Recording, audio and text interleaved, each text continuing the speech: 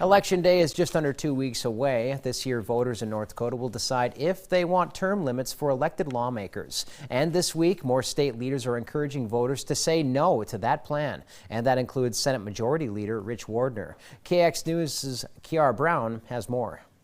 The debate over term limits continues, with early voting already underway and with Election Day in 2 weeks. All 4 majority and minority leaders for the House and the Senate do not support Measure 1. The Greater North Dakota Chamber and 6 city chambers of commerce have also come out against term limits. I absolutely agree with the people's right to initiate constitutional amendments. People always have the final say on the Constitution in North Dakota, and that's great. Philosophically, I also believe in the people's right to vote for anybody they want for office. What we're ending up with in this measure is a situation where a majority of the state can dictate to a district who they can have represent them. If Measure 1 passes in the November election, it would limit the governor to serving 2 terms.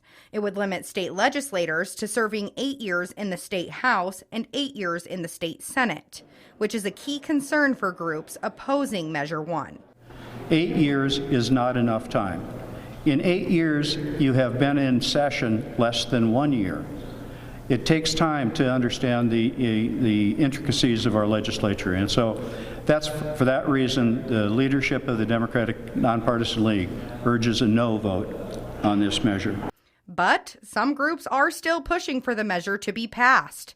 North Dakota for Term Limits is leading the campaign in support of the initiative. They said in a statement, term limits for North Dakota comes with a large number of benefits that include fairer and more competitive elections, increased citizen involvement, a more democratic process, a highly engaged legislative body accountable to and reflective of the electorate, as well as more detailed legislation and better legislative performance. But even the North Dakota Farm Bureau and North Dakota Farmers Union have come together against term limits. It's hard to be from a great state like North Dakota and everyone wants to change what we do here.